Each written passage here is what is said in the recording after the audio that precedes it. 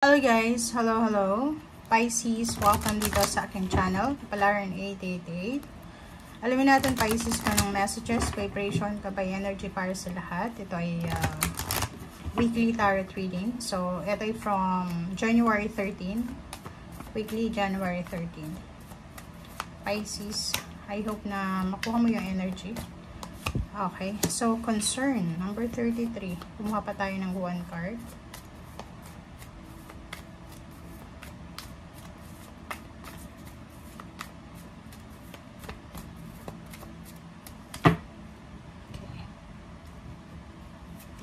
Okay, false person. Wow. Okay. Oh, it's the year of the snake. It's the year of the snake na to. So, nakikita ko sir dito na isang fake na tao. Okay? Isang fake, napaka-fake na false person siya. Mapanlin lang na tao.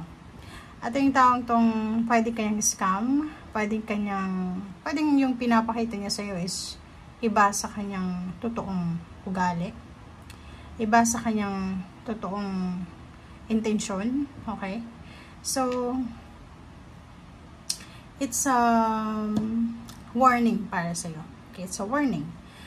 So since 13 naman, 13 is hindi masyadong magandang pero alam mo sa tarot wala namang malas or swerteng number. So nakikita ko siya dito.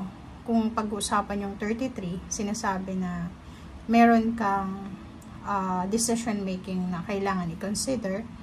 Like for example, in terms of money, if someone nalalapit sa'yo, pwedeng gustong umutang, gustong kung ano man in terms of money or relationship, pag-isipan mong mabuti.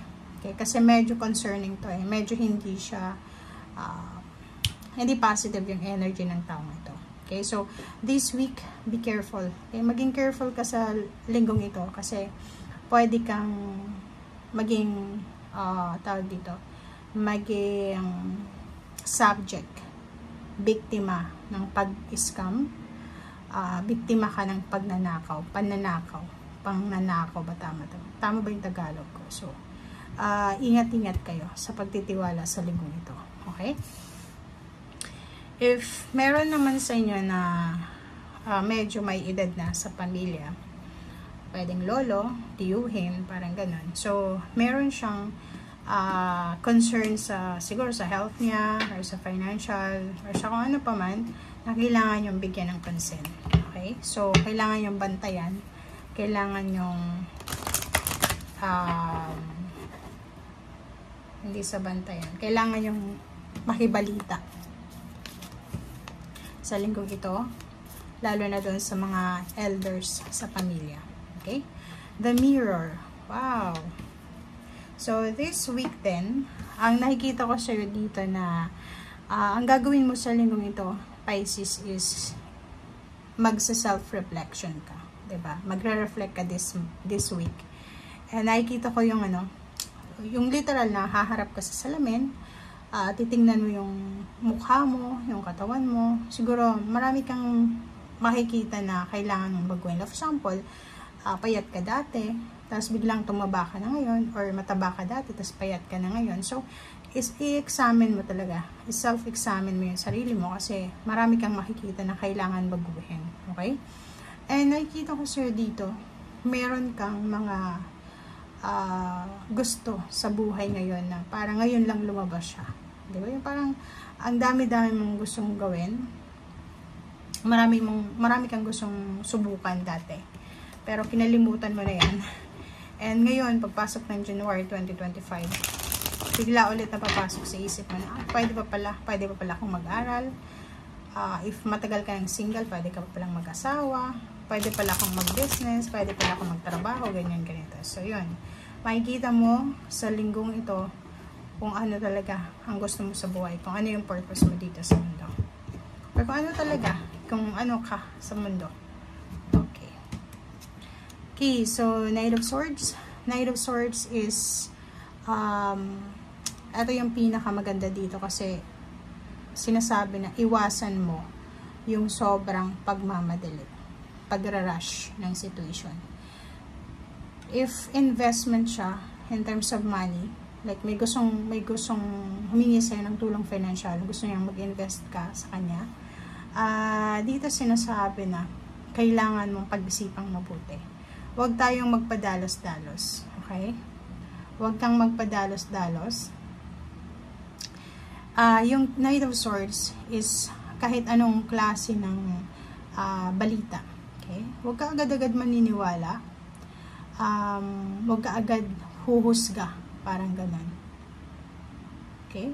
So, dito sinasabi sa'yo na dahan-dahan tayo. Dahan-dahan tayo sa linggong ito. Kung maaari, i-pause muna natin yung mga plano natin sa buhay. Okay, next card. Yun. Makinig ka sa sinasabi ng iyong intuition kasi yung mga nangyayari sa buhay natin, may mga hidden messages ang ating Panginoon dyan. Okay?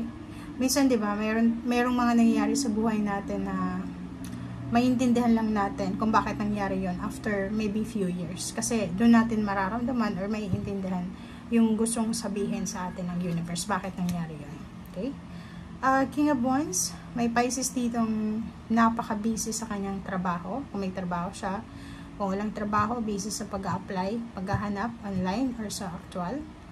May iba sa inyo ditong busy sa kanilang project or sa kung anumang ginagawa nila.